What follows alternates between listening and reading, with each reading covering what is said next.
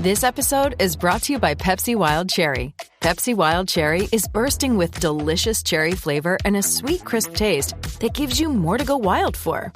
Getting wild may look different these days, but whether it's opting for a solo Friday binge watch or a big night out, everyone can indulge in their wild side with Pepsi Wild Cherry. Also available in Zero Sugar. So grab a Pepsi Wild Cherry and get wild. Why take one vacation with the family when you could take all of them? With Royal Caribbean, you don't just go to the beach. You visit a private island and race down the tallest water slide in North America. You don't just go for a road trip. You ATV and zip line through the jungle. You don't just go somewhere new. You rappel down waterfalls and discover ancient temples. Because this isn't just any vacation. This is all the vacations. Come seek the Royal Caribbean. Ships Registry, Bahamas.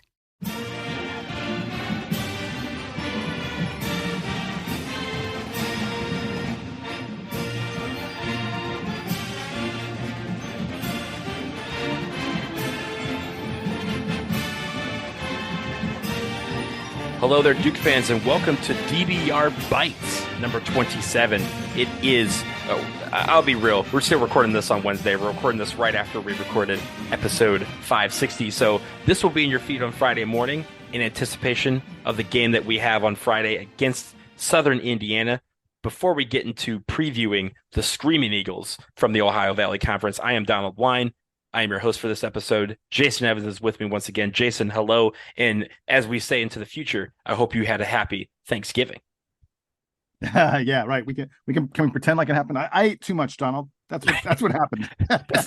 That's not going to change for me. Yeah, definitely going to have a few plates. Exactly. So Jason, as I mentioned, Southern Indiana, the Screaming Eagles come to Cameron on Friday night.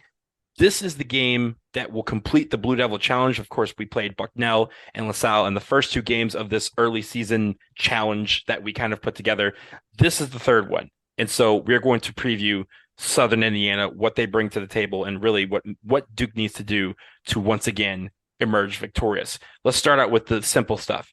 Southern Indiana, not one of the better teams in college basketball. In fact, one of the worst teams in college basketball. They are 338th in KenPom, 1-5 on the season. Their only win, Jason, is against Tiffin University. Tiffin University, Jason. Never heard of them. I have, because they are in Tiffin, Ohio, which is just down the road from Mansfield, Ohio, where my parents lived for a little bit back in the 2005, 2010 range. So shout out Tiffin University, Division II school. Southern Indiana only won by 3 in that game. So this is not a team that's very good. Their losses have been to St. Louis University by 12, Michigan State by 23, Chicago State by 11. They lost to LaSalle by 1 point, and then they lost to Bucknell by 9. So this is easily the biggest game for Southern Indiana on their schedule. We are easily the best team they will face during the regular season. They have 2 more games left against teams outside of Division I, and then they get into the Ohio Valley Conference, which is not one of the better mid-major conferences in America. Jason, before we get into some of the analytics, let me break down a couple of the players. I know you have a couple that you want to highlight, but I want to highlight just kind of overall. Their main rotation, no freshmen. One senior, 6 juniors, 4 sophomores, led by a couple of guys. Jeremiah Hernandez, who averages 12.3 points per game. AJ Smith is their best scorer and rebounder, also averages 12.3 a game, 8.7 boards a game. So he's the guy that you need to keep off the glass. The one thing that I think that they are going to do, they're going to try and shoot the basketball. But one thing that they do very well, Jason, is they turn the ball over. They average 14 turnovers a game.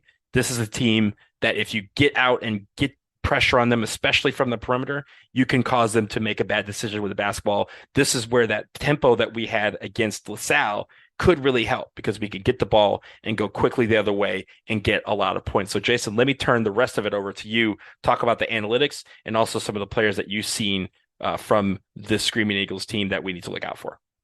Yeah, from a player standpoint, it's a guy named, I wanted to mention a sharpshooter that they have named Jack, I think it's Milky, Mielke. I'm going to guess that's Milky.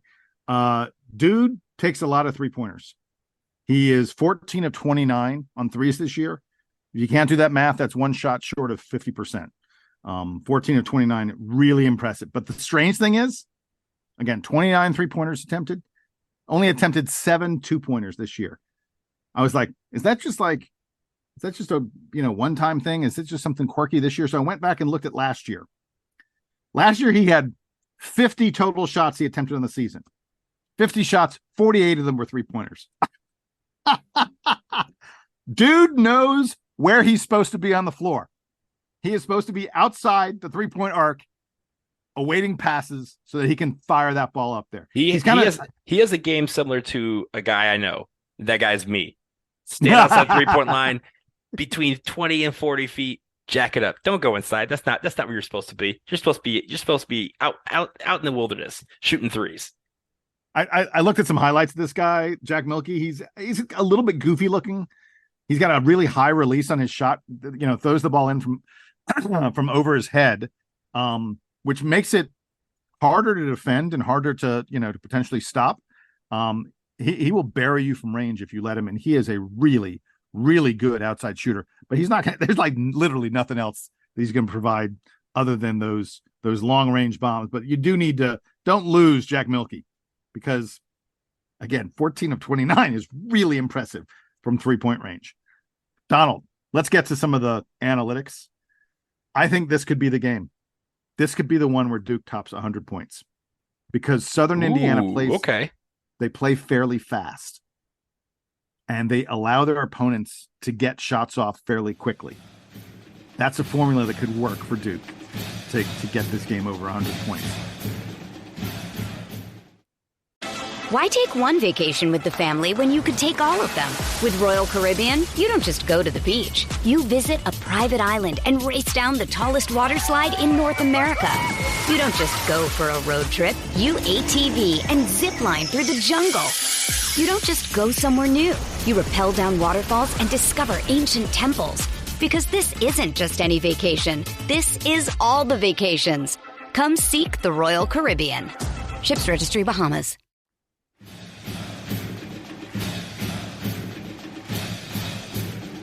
I looked and I tried to see what they do well. The only thing I could find is that they're a good defensive rebounding team.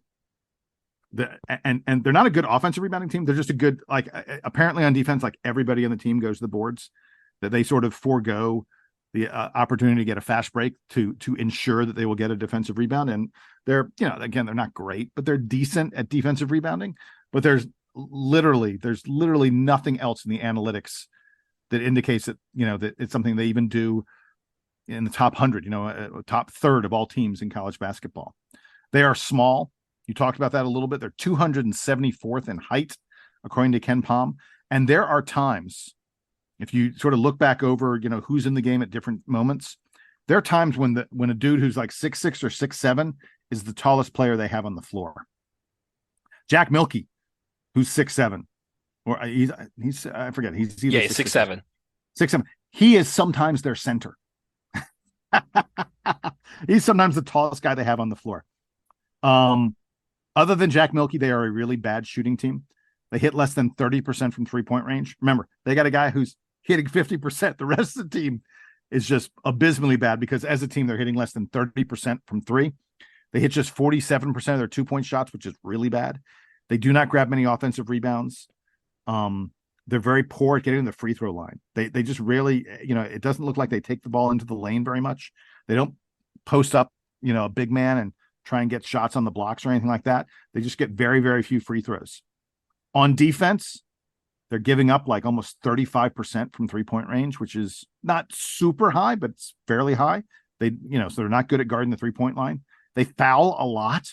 They put teams at the free throw line, way more than you'd like to as a team, and they don't force many turnovers.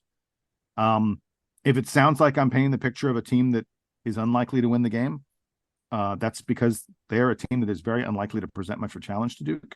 Ken Pomeroy expects Duke to win this game 90-58. Looking for I noticed that, Jason, because that's abnormally high even for Ken Pom. Even with some of these games that we've seen, Ken Pom's, algorithm likes to keep it fairly close where, even if it's a blowout, they're saying, oh, you'll win by 20 points or you'll win by 19 or something. I've rarely seen it where it says we're winning by 32 or more. So that is indicative of kind of how they've been playing. And the last thing I have on them is, even though we've mentioned a few guys that you need to keep an eye on, this is a team that's going to use their bench a lot. Usually when we come into one of these games, you go, oh, Duke's going to have an advantage going to the bench. The reality is that Southern Indiana is a team that uses their bench like almost as much as anybody in the country. There's no one on this team that typically plays 30 minutes per game.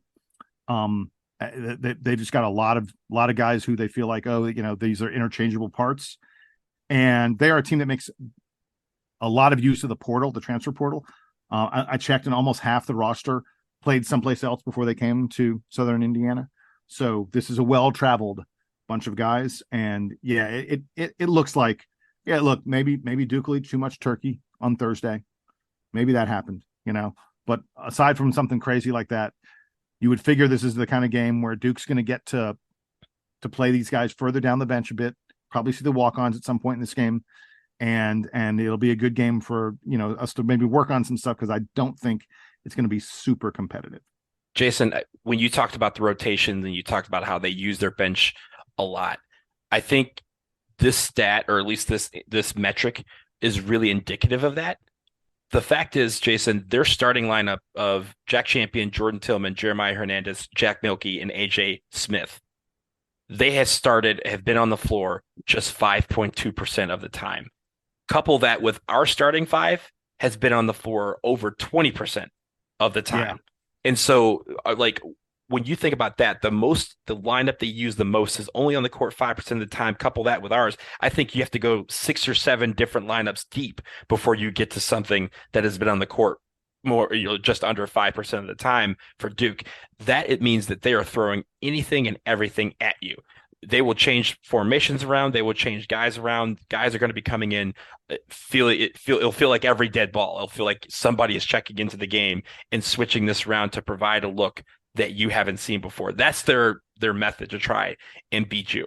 What Duke needs to do is focus on what they do best: perimeter defense, take care of the basketball, and get the rebounds and go. I think those 3 things, if we can, basically step up on those, we can really have a really nice line of demarcation and say, these are the stats that kind of put us in the driver's seat early on. And I think for me, looking back over the last couple of games, let's eliminate the stretches where we are sloppy and don't take care of the basketball. Those are the keys I think we can look at in this game to hopefully help us as we move forward against Southern Indiana. I got nothing else, man. This is easy. This is good. So we're going to wrap that up here on DBR Bites number 27. Again, Friday night, 6 p.m. Eastern Time. ACC Network is this game. Make sure you do that while you are sitting on your couch eating leftovers.